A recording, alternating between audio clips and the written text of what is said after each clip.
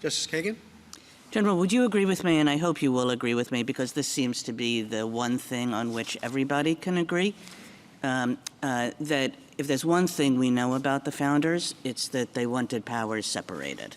They wanted the executive, the legislative, the judicial. They didn't want them all in one place. They wanted them separated across the government, across the different branches. Easy enough to agree with, right? I agree with an important caveat that the court said it didn't see the law, that the one,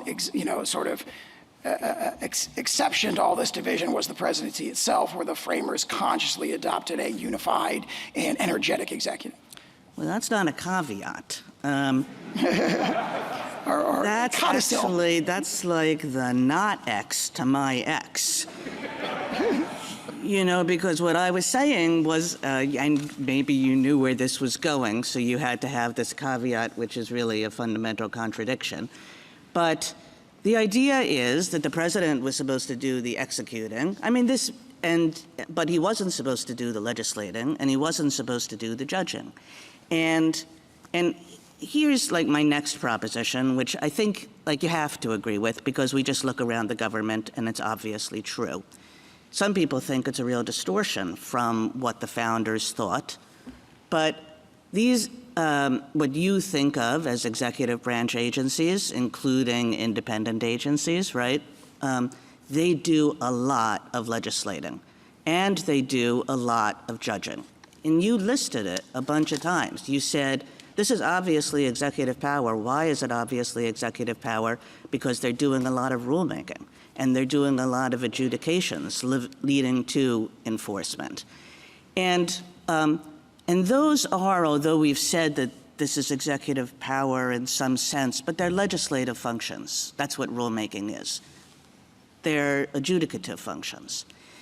And isn't it problematic, given what we know about the founders' vision, that what this is going to amount to at the end of the day is putting not only all executive power in the president, but an incredible amount of legislative/rulemaking power and judging in the president's hands?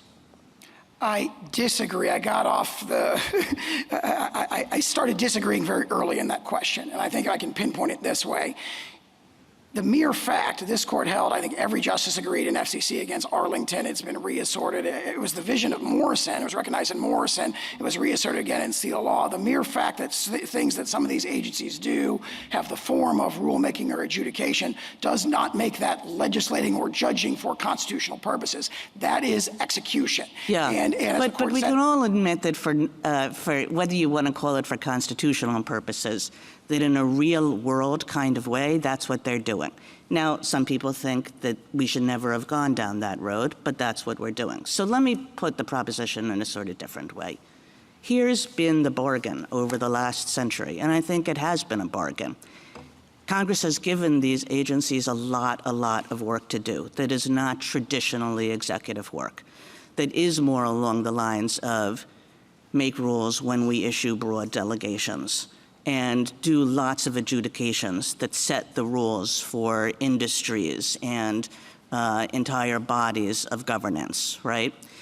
And they've given all of that power to these agencies, largely with it in mind that the agencies are not under the control of a single person, of the president, but that indeed Congress has a great deal of influence over them too. And if you take away a half of this bargain, you end up with just massive, uncontrolled, unchecked power in the hands of the president. And it's really hard to affect both sides of this bargain because it's already been done. So the result of what you want is that the president is going to have massive, unchecked, uncontrolled power, not only to do traditional execution, but to make law through legislative and adjudicative frameworks. The president is going to have all the executive power, which is what the Constitution dictates. And the way you framed it there, I think, makes the separation of powers problems in the alternative view here even worse. Because you have just described these rulemakings and adjudications as really judging and legislating. If they really were that, which this court has unanimously said they must not be, they cannot be, but if they were that, then Congress is not just affecting the executive, it's creating junior varsity legislatures, which would be unconstitutional under Justice Scalia's dissent in Mistretta. It's peeling away adjudicative authority, the judicial power from Article III courts. I understand that as a formal argument, and obviously formal arguments play a significant role in this area.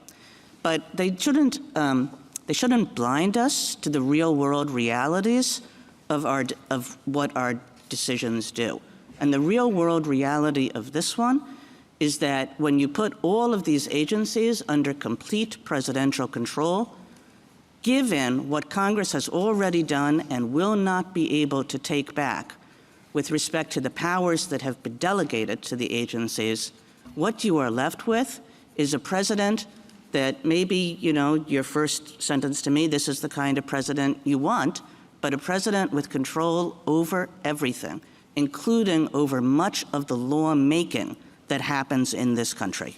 He would have control over the executive branch, which he must and does have under our Constitution. And again, if that's really legislating, then there's a separate constitutional problem that the legislative power has also been taken away from Congress. Now, this court has not adopted that in a series of decisions, including Morrison, including FCC against Arlington, including Steele Law. The court has correctly recognized that all this stuff that agencies like the FTC is doing is an exercise of the executive power. That is fundamental to our separation of powers, which is the bastion of individual liberty in our constitutional structure. Thank you, General.